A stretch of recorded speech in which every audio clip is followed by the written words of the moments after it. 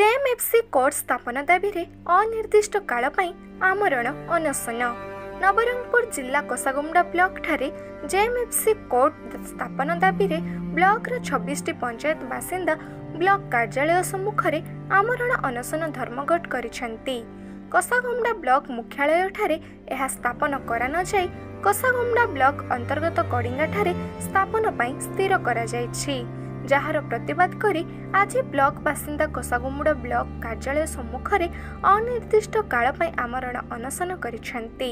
आंदोलनकारी अभियोग अनुसार ओडिशा सरकारक आईन विभाग द्वारा जुलाई मास 2017 मसीहा प्रस्तावित चिठी रे नूतन जेएमएफसी कोर्ट कोसागुमुडा ब्लॉक मुख्यालय ठारे स्थापन निमंते विज्ञप्ति करा जायतिला। तेबे किछि चक्रांतकारी ताहाको कडिंगा ठारे करिबा पई स्थिर करिसेंती।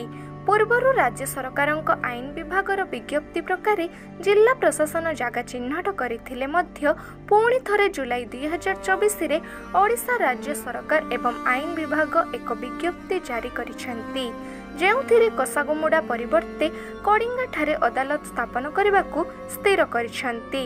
एही विषय को नै कोसागुमुडा अंचल विकास परिषद राज्य सरकार आईन विभाग एवं नवरंगपुर जिलापाल को लिखित पत्र माध्यम कडिंगा ठारे कोर्ट स्थापन प्रकाशित विज्ञप्ति को बदलाइबा पई दाबी करिसेंती। आज्ञा देखंतु आज आमे तीन जण आमरण अनशन रे आमे बसचु। मधुसूदन भत्रा, गोवर्धन गौड़, हरिबंधु माझी। आमर दाबी होची आज्ञा जेएमएफसी कोर्ट स्थापन कोसागुमडा ठारे विगत 29/7/2017 रे आमर मान्यवर अदालत हाईकोर्ट तथा राज्य सरकार स्वीकृति प्राप्त करथिले। आमर जेएमएफसी कोर्ट आमर स्थापन आमर दाबी जदि आमर तीन जनकर कौन माने ही जाए ताहले राज्य सरकार प्रशासन दायी रहिबे। आमर दाबी जेएमएफसी कोर्ट कोसागुमडा स्थापन करबा। जेते दिन पर्यंत सरकार आमर कथा सुनंती नाही सेते दिन पर्यंत आमर अनशन अनिर्दिष्ट काल पर्यंत आमे रहिबु। शुणु सर आम मैंने गत 14 तारिख रु एठार प्रतीक धारणा दे आसु ब्लॉक सामने ता पूर्व भी आम सरकार को अल्टिमेटम देथिलु जदि आमर 7 दिन भितर कौन विचार करा न जाए ताहले आम आमरण अनशन प्रस्तुत होइछु एवं आमरण अनशन आम जाइए निजे नोटिस भी देके आसछु आमरण अनशन करूँ।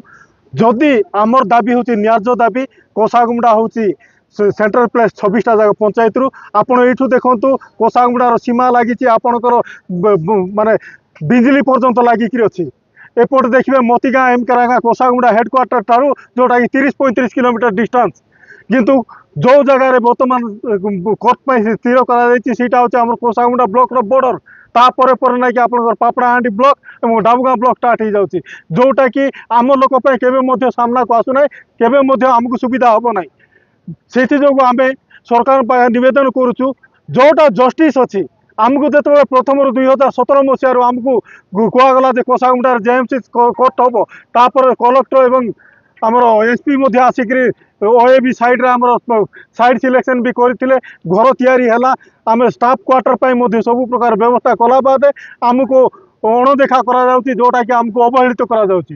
देखंतु आमर एटा जो आज अनशन आमरण अनशन रे बसिवा कारण हैला जे भारत सरकार नियम प्रकार जिला महकुमारू 50 किलोमीटर दूर रू जो ब्लॉक गुड़ाक अच्छी से प्रत्येक ब्लॉक रे गोटे गोटे जेएमसी कोर्ट हेबा कथा किंतु आमर 2017 मसीह नोटिफिकेशन हैला कोसागुमडा ठारे कोसागुमडा ब्लॉक रो कोसागुमडा ठारे गोटे जेएमसी कोर्ट हेबा पई बल्कि सरकार निष्पत्ति नेला परे ताकू तहसीलदार कोडेंगा ताकू आमको जगह नहीं बल्कि प्रथम लिखिदेले तापर से तहसीलदार गला परे आउ जने तहसीलदार आसिले से जगह अच्छी बोलिकी लिखिकी देले।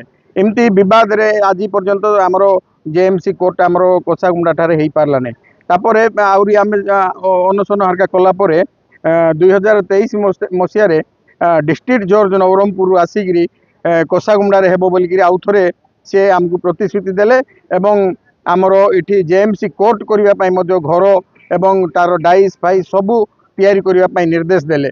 आमे सबू 2023 मसीह आमर सबू प्रकार घर तैयारी हो गला डाइस तैयारी हो गला कोर्ट पई तार आपण या पछरे आपण देखि पारिबे जे आमर से घरटा तैयारी होगी अच्छे किंतु वर्तमान आमे सुनिबा को पाइलु जे आमर कोसागुमडा न होगी ताकू कोडेंगा रे कर दैचंती आमे सरकार को निवेदन करूँ। ଏହି ଭିଡ଼ିଓଟି ଆପଣମାନଙ୍କୁ ଭଲ ଲାଗିଥିଲେ ଲାଇକ୍ ସେୟାର କମେଣ୍ଟ ସବସ୍କ୍ରାଇବ୍ କରନ୍ତୁ।